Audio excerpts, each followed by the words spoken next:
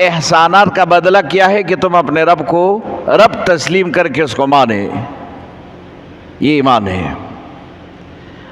اگر تم نے اس کے باوجود رب کو نہیں مانا تو محسن کے احسان کے تم منکر ہو گئے، اور تم اس لیے پھر اسی جماعت میں شامل ہو گئے کہ محسن کے احسان کا انکار کرتے اور وہ کفر کرتے۔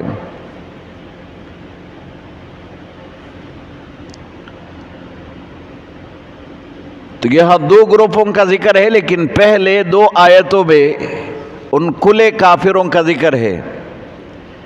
جو رسول اللہ صلی اللہ علیہ وسلم کے دور میں سامنے آ کر انہوں نے انکار کیا کہ ہم نہ تمہیں مانتے، نہ تمہاری شریعت کو مانتے، اور نہ تم پر اللہ کی طرف سے اتاری گئی وحی کو مانتے ہیں۔ انہوں نے انکار کر دیا، یہ کھلے کافر ہو گئے۔ اور ایک جماعت ایسی تھی کہ وہ تو کھلے انکار نہ کر سکے، رسول اللہ صلی اللہ علیہ وسلم کی جماعت میں شامل ہو کر اندر سے دل ہی دل میں بغض رکھتے تھے، حسد کرتے تھے۔ تو پہلی دو آیتوں میں ان کا ذکر ہے جو کھلے کافر تھے، پھر 17 آیتوں میں ان کا ذکر ہے جو کہ کھلے کافر تو نہیں تھے لیکن دل سے ایمان نہیں لائے، جن کو منافق کہا گیا۔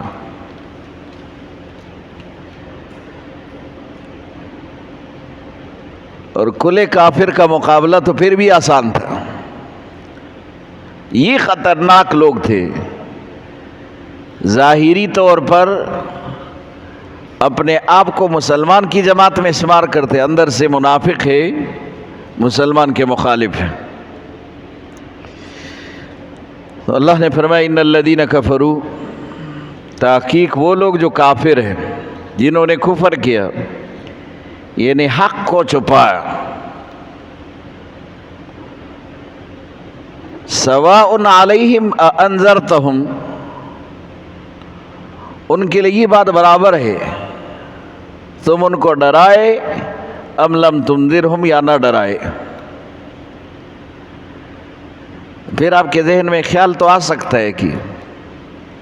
جب ان کے لیے یہ برابر ہے تو دعوت کی ضرورت ہی نہیں، رسول اللہ صلی اللہ علیہ وسلم تو بار بار جاتے تھے، دعوت دیتے تھے اور ان کو راہ راست پر لانے کی کوشش کرتے۔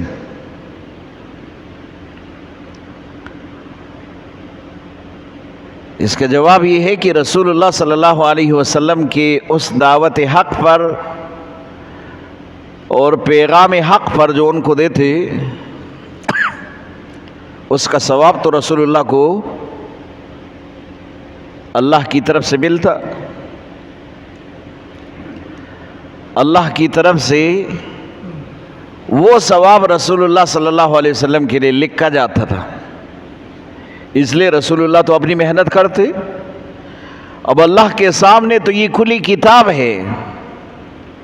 یہ اپنے اختیار کو غلط استعمال کر کے کفر والا راستہ اختیار کرے تو اللہ پاک کے پاس بھی اختیار ہے۔ اللہ نے ان کے کانوں پر مہر لگایا، ان کے دلوں پر مہر لگایا، ان کی آنکھوں پر اللہ نے پردے ڈالے۔ پھر بھی آپ کے ذہن میں یہ خیال تو آ سکتا ہے کہ یہ تو اللہ پاک نے ان کے کانوں کو بند کر دیا جو حق نہیں سنتا،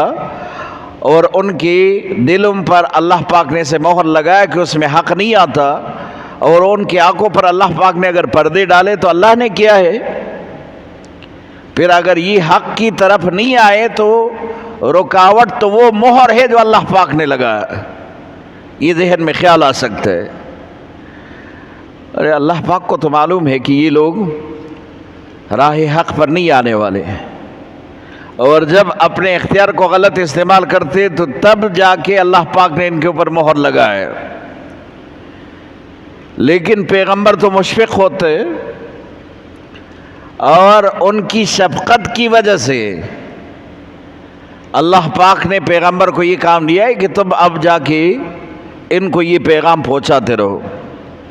اب اللہ کے علم میں ہے کون مسلمان ہو رہا ہے کون نہیں ہو رہا، لیکن پیغمبر تو اللہ سے نا امید نہیں ہوتا۔ کب، کس وقت، کس انسان کو ہدایت ملنے والا یہ پیغمبر کو نہیں معلوم، تو پیغمبر اس کے لیے محنت ضرور کرتے۔ اور یہی دعوت و تبلیغ ہے جو رسول اللہ صلی اللہ علیہ وسلم نے ان لوگوں پر محنت کر کے، حضور صلی اللہ علیہ وسلم نے بھی یہ دعوت و تبلیغ کی ہے، حضور نے بھی یہ پیغام پہنچا ہے۔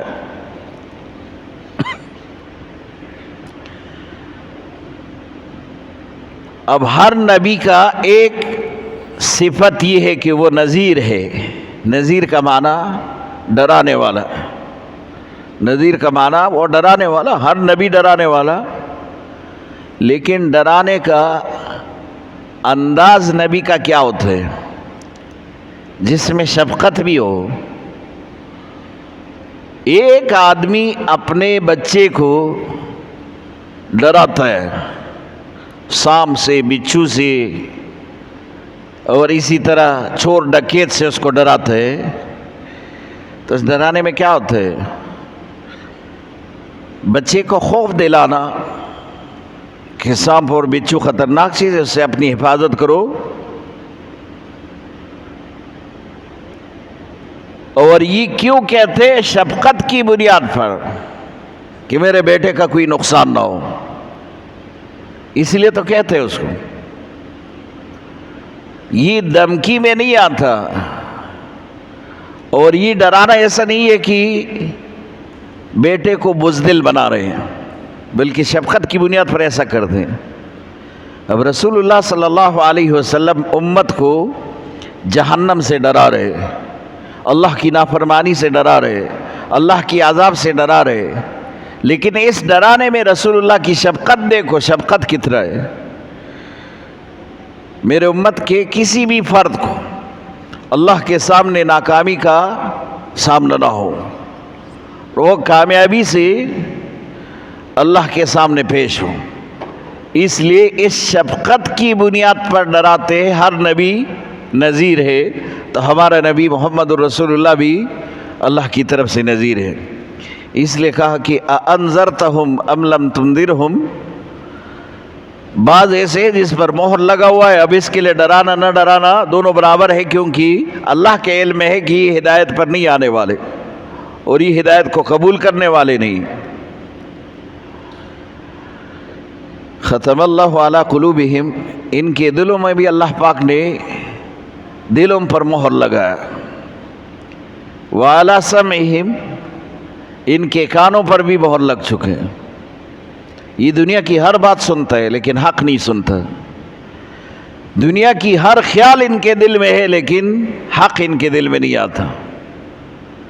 وعلی ابصارہم غشاوہ، ان کے دلوں، اس کے آنکھوں پر اللہ نے پردے رکھے، پردے ڈال لیے، اپنی آنکھ سے ہر چیز کو دیکھتا ہے، دنیا کی ظاہری چیزوں کو دیکھتا ہے، لیکن یہ اپنے آنکھوں سے حقیقت کو نہیں دیکھتا، اور حق کو نہیں دیکھتا اپنی آنکھوں سے۔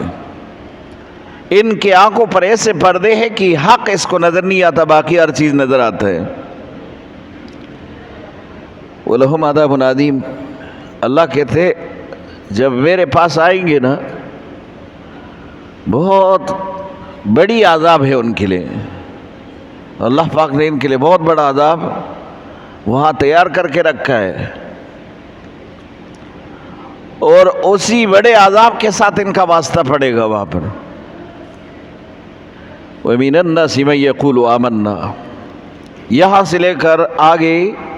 17 آیتوں میں ان لوگوں کا ذکر ہے جو کہ ظاہری طور پر رسول اللہ صلی اللہ علیہ وسلم کی مجلس میں آ کر بیٹھتے تھے اور یہ کہتے ہم تمہارے ساتھی ہیں اور ہمارا تمہارے اوپر ایمان ہے، لیکن دل کے اندر سے وہ رسول اللہ کے دشمن تھے۔ ان منافقین کے بارے میں یہ 17 آیت تھے، کل کافر کے بارے میں 2 آیت تھے، اس منافق کے بارے میں 17 آیت تھے، اور 17 آیتوں میں ان کی خصلتوں کا ذکر ہے۔ وَمِنَ النَّاسِ مَن يَقُولُ آمَنَّا، من الناس مکے کے وہ لوگ جو کہ وہ اپنے آپ کو ظاہری طور پر رسول اللہ کی جماعت میں شمار کرتے تھے اور اندر سے اس کے دشمن تھے۔ بعض ان لوگوں میں سے یقول آمنا، جو کہتے ہم نے تو ایمان لایا، ہم تو محمد کو مانتے ہیں، ہم تو قرآن کو مانتے، آمنا باللہ، اللہ کو مانتے، ہم نے اللہ پر ایمان لایا، وبالیوم الآخر، آخرت پر بھی ہمارا ایمان ہے، لیکن قرآن کہتے ہیں وما ہم بمؤمنین، اللہ کو تو علم ہے کہ یہ مومن نہیں، یہ اپنی صرف زبان سے کہتے ہیں کہ ہم مومن ہیں، ان کا دل تصدیق نہیں کر رہا ہے اس بات کا۔ اور ہم کہتے ہیں ایمان دو چیزوں سے بنتا ہے، دو چیزوں سے بنتا ہے، اقرار لسانی، تصدیقی قلبی۔ مومن بھی ہی تو موت ہے جس پر اس کا ایمان ہے، اللہ کی ذات پر ایمان، اللہ کے فرشتوں پر ایمان، اللہ کے کتابوں پر ایمان، انبیاء پر ایمان، آخرت پر ایمان، قبر پر ایمان، حشر پر ایمان، اس کو مومن بھی ہی کہتے کہ جس چیز پر آپ کا ایمان ہے۔ لیکن پھر ایمان بنے کیسے؟ تو دو چیزوں سے بنتا ہے، اقرار لسانی، تصدیقی قلبی، کہ زبان کا اقرار ہو، دل کی تصدیق ہو، دو چیزوں سے ایمان بنتا ہے۔ تو یہ کہتے ہیں ہم نے ایمان لایا اللہ پر، آخرت پر، اللہ کہتے ہیں ما ہم بمؤمنین، یہ مومن نہیں، کیونکہ یہ تو صرف زبان سے کہتے ہیں کہ دل کی تصدیق نہیں ہے، اور دل کا معاملہ اگر انسان نہیں جانتا، اللہ تو جانتا ہے، اللہ کو تو ان کے دلوں کا بھی پتہ ہے کہ دل کے اندر ایمان نہیں ہے۔ تو اب ایسا کیوں کرتے؟ تو قرآن خود کہتے ہیں یخادعون اللہ،